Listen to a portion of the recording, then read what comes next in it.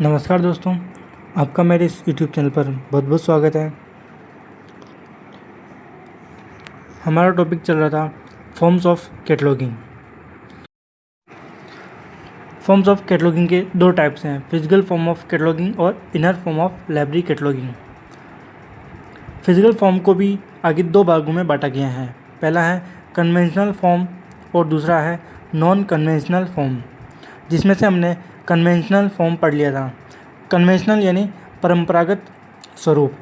इसके हमने तीन टाइप देखे थे, रजिस्टर्ड कैटलॉग और कार्ड कैटलॉग और सीफ कैटलॉग।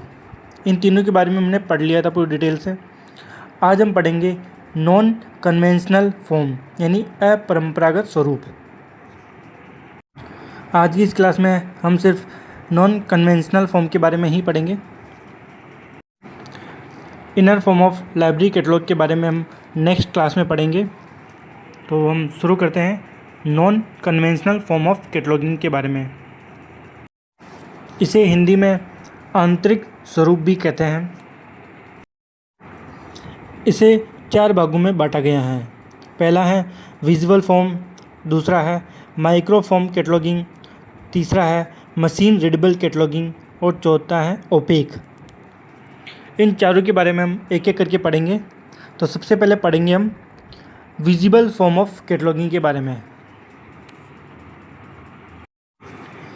यह कैटलॉग में फ्रेम पर लगी पट्टियां या सपाट रूप से रखे गए कार्ड होते हैं जो हिंज से जुड़े होते हैं।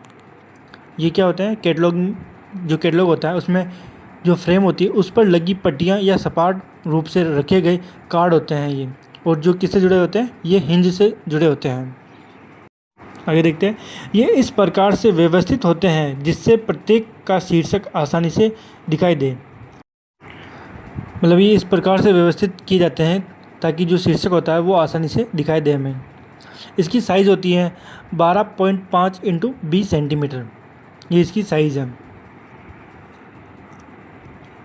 आगे देखते हैं। इसका प्रयोग पुस्तकों के लिए नहीं किया जाता। इसका प्रयोग ग्रामोफोन, रिकॉर्ड, चित्र, पत्रिकाएं आदि को सूचीबद्ध करने के लिए किया जाता है।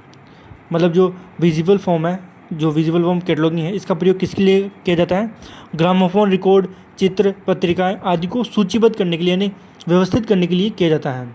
ये पुस्तकों को व्यवस्थित नहीं करता है विजिबल फॉर्म ऑफ कैटलॉगिंग, है ना। अब हम देखते हैं कि भारत में किसका प्रयोग किया जाता है। भारत में प्रयोग किया जाता है कार्डेक्स का।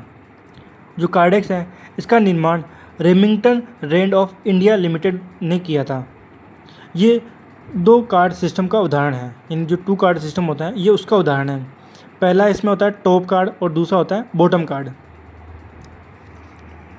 जो कार्डेक्स है ये इसका निर्माण किसने किया था, Remington Rand of India Limited ने, और ये 2 कार्ड सिस्टम का उदाहरण है। पहला होता है टॉप कार्ड और दूसरा होता है बॉटम कार्ड, और ये भारत में प्रयोग किया जाता है। कौन सा, कार्डेक्स।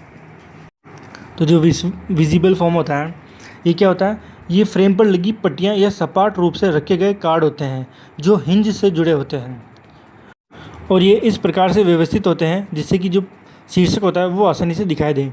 और इसकी साइज़ होती है 12.5 × 20 सेंटीमीटर। इसका प्रयोग किसके लिए किया जाता है, ग्रामोफोन, रिकॉर्ड, चित्र, पत्रिकाएं आदि को सूचीबद्ध करने के लिए। इसका प्रयोग पुस्तकों को व्यवस्थित करने के लिए नहीं किया जाता है।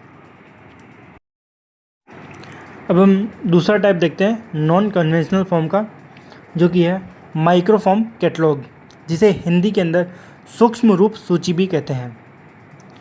इसमें कैटलॉग प्रविष्टियों यानी एंट्री को फोटोग्राफिक रूप माइक्रोफिल्म या माइक्रोफिश पर छोटा कर दिया जाता है, जिससे अत्यधिक कॉम्पैक्ट स्टोरेज मिलता है।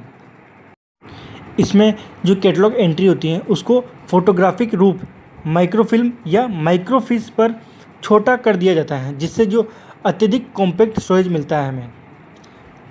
इस सूक्ष्म रूप को सामान्य आंखों से नहीं पढ़ा जा सकता। जो ये माइक्रोफिश होता है या माइक्रोफिल्म होता है, इसको सामान्य आंखों से नहीं पढ़ा जा सकता। आगे देखते हैं। फादर ऑफ माइक्रोफिल्म या माइक्रो इमेज किसे कहते हैं, जॉन बेंजामिन डेंसर को। याद रखना, ये बहुत बार पूछा जाता है कि फादर ऑफ माइक्रोफिल्म या इमेज किसको कहते हैं? जॉन बेंजामिन डांसर को।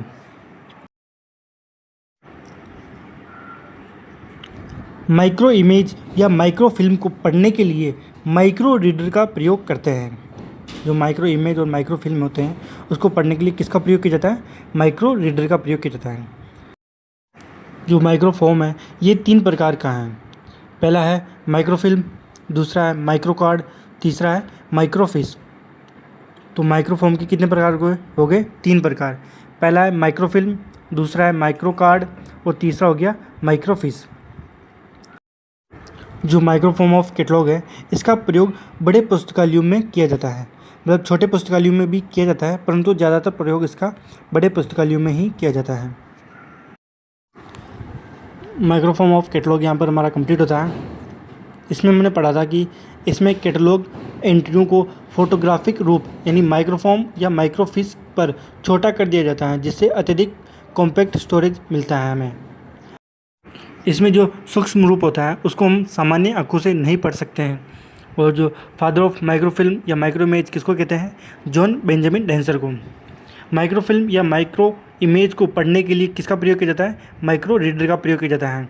और माइक्रोफॉर्म कितने प्रकार के होते हैं? 3 प्रकार के। माइक्रोफिल्म, माइक्रो कार्ड, माइक्रोफिश, ये 3 प्रकार के होते हैं। और जो माइक्रोफॉर्म कैटलॉग है इसका प्रयोग किस में किया जाता है? बड़े पुस्तकालयों में इसका प्रयोग किया जाता है। अब हम नेक्स्ट टाइप देखते हैं नॉन कन्वेंशनल फॉर्म का, जो कि है मशीन रीडेबल कैटलॉग। इसमें एक चुंबकीय टेप या डिस्क पर सूची कंप्यूटर के प्रयोगार्थ तैयार की जाती हैं। इसमें क्या जाता है? एक चुंबकीय टेप या डिस्क पर सूची कंप्यूटर के प्रयोगार्थ तैयार किया जाता है। जो सूची होती है या फिर जो कैटलॉग होता है उसको किस पर तैयार किया जाता है? कंप्यूटर पर तैयार किया जाता है। इसमें कंप्यूटर का प्रयोग ऑफलाइन और ऑनलाइन विधि द्वारा किया जाता है। मतलब इसमें कंप्यूटर का प्रयोग जो किया जाता है वो ऑफलाइन और ऑनलाइन दोनों तरह से किया जाता है। आगे देखते हैं। इसमें 1966 में सर्वप्रथम अमेरिका में लाइब्रेरी ऑफ कांग्रेस के सहयोग से मशीन रीडेबल कैटलॉग, जिसे मार्क 1 योजना के नाम से भी जानते हैं, और ये 1967 में पूर्ण हुई थी, मतलब ये पूरी हो गई थी। जो मार्क 1 है इसको सर्वप्रथम लाइब्रेरी ऑफ कांग्रेस द्वारा शुरू किया गया था 1966 में, और ये पूर्ण हुई थी 1967 में, ये पूरा हो गया था मार्क 1 है ना। यहाँ पर हमारा मशीन रीडेबल कैटलॉग कंप्लीट हो गया है। एक बार फिर से देखते हैं इसमें क्या पढ़ा था। इसमें एक चुंबकीय टेप या डिस्क पर सूची कंप्यूटर के प्रयोगार्थ तैयार की जाती है। इसमें जो कैटलॉग होता है वो कंप्यूटर पर तैयार किया जाता है, और इसमें कंप्यूटर का प्रयोग ऑनलाइन और ऑफलाइन दोनों विधि द्वारा किया जाता है। और इसमें जो मार्क 1 है इसका सर्वप्रथम अमेरिका में लाइब्रेरी ऑफ कांग्रेस द्वारा प्रयोग किया गया था मार्क 1 नाम से, और ये कब पूर्ण हुआ था? 1967 में पूर्ण हो गया था।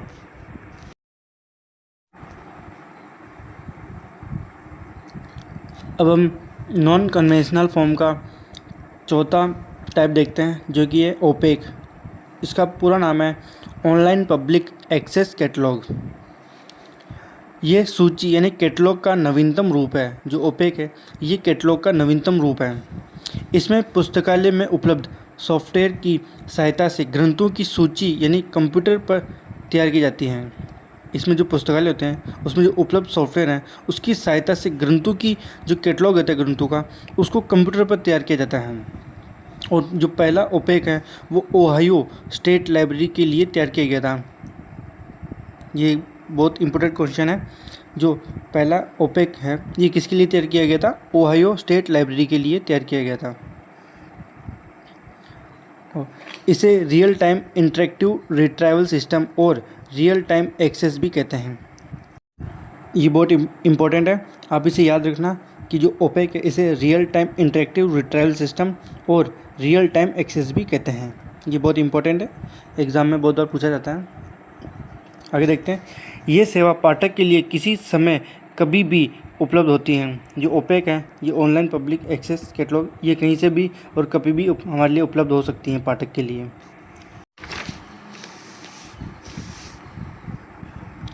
तो आज की क्लास में हमने non conventional form of cataloguing के बारे में पढ़ा। इसमें सबसे पहले हमने पढ़ा विजुअल फॉर्म ऑफ कैटलॉगिंग। ये कैटलॉग में फ्रेम पर लगी पट्टियाँ या सपाट रूप से रखे गए कार्ड होते हैं जो हिंज से जुड़े होते हैं, और इसकी साइज़ होती है 12.5 × 20 सेंटीमीटर। इसमें इस प्रकार से व्यवस्थित किया जाता है जिससे प्रत्येक शीर्षक आसानी से दिखाई देता है, और इसका प्रयोग पुस्तकालय के लिए नहीं किया जाता है।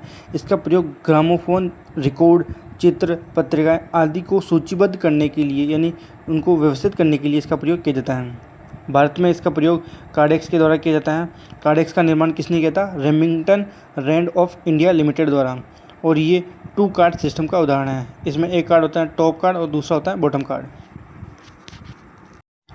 इसके बाद हमने देखा माइक्रोफॉर्म ऑफ कैटलॉगिंग यानी सूक्ष्म रूप सूची। इसमें कैटलॉग एंट्री को फोटोग्राफिक रूप यानी माइक्रोफिल्म और माइक्रोफिश पर छोटा कर दिया जाता है, जिससे अत्यधिक कॉम्पैक्ट स्टोरेज मिलती है हमें। और इसमें जो ये सूक्ष्म रूप होता है इसको सामान्य आंखों से नहीं पढ़ा जा सकता है। फादर ऑफ माइक्रोफिल्म या फिर माइक्रो इमेज किसको कहते हैं?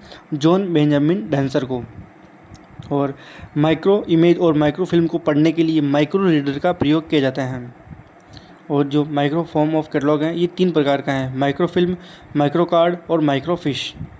और जो माइक्रो फॉर्म ऑफ कैटलॉग है इसका प्रयोग बड़े पुस्तकालयों में किया जाता है, छोटे पुस्तकालयों में भी किया जाता है, परंतु मुख्य रूप से बड़े पुस्तकालयों में ही किया जाता है इसका प्रयोग। इसके बाद हमने मशीन रीडेबल कैटलॉग पढ़ा यानी मार्क के बारे में पढ़ा। इसमें एक चुंबकीय टेप या डिस्क पर सूची कंप्यूटर के प्रयोगार्थ तैयार की जाती है। जो कैटलॉग होता है इसको चुंबकीय टेप या डिस्क पर तैयार किया जाता है। इसमें कंप्यूटर का प्रयोग ऑफलाइन और ऑनलाइन विधि दोनों द्वारा किया जाता है। और इसमें 1966 में सर्वप्रथम अमेरिका में लाइब्रेरी ऑफ कांग्रेस के सहयोग से मार्क योजना का प्रारंभ किया गया था, और ये मार्क योजना कब पूर्ण हुई थी? 1967 में कंप्लीट हो गई थी ये योजना। फिर इसके बाद हमने पढ़ा ओपेक के बारे में। इसका पूरा नाम था ऑनलाइन पब्लिक एक्सेस कैटलॉग। ये सूची यानी जो कैटलॉग है ये सबसे नवीनतम था। इसमें पुस्तकालय में उपलब्ध सॉफ्टवेयर की सहायता से ग्रंथों की सूची कंप्यूटर पर तैयार की जाती है। और जो पहला ओपेक था वो कहाँ पर आया था? ओहायो स्टेट लाइब्रेरी के लिए आया था। और जो ओपेक है इसे real time interactive retrieval system and real time access भी कहते हैं।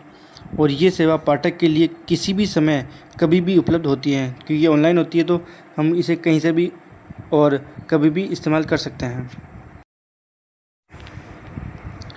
तो आज की हमारी क्लास यहीं कंप्लीट होती है। आप इस वीडियो को लाइक करना, चैनल को सब्सक्राइब करना, और ये वीडियो अपने उन दोस्तों को ज़रूर शेयर करना जो लाइब्रेरियन बनने का सपना देख रहे हो। कोई आपका दोस्त बिहार लाइब्रेरियन की तैयारी कर रहा हो, या राजस्थान लाइब्रेरियन की तैयारी कर रहा हो, कोई आपका दोस्त उड़ीसा लाइब्रेरियन की तैयारी कर रहा हो, या फिर अभी हाल फिलहाल में जो जॉब निकली है एसएससी के अंदर लाइब्रेरियन की, उसकी तैयारी कर रहा हो। जिस भी लाइब्रेरियन की तैयारी कर रहा हो आप अपने दोस्तों को ये वीडियो ज़रूर शेयर करना, ताकि उनका लाइब्रेरियन बनने का सपना पूरा हो सके। तो मिलते हैं नेक्स्ट क्लास में नेक्स्ट वीडियो के साथ। जब तक के लिए धन्यवाद।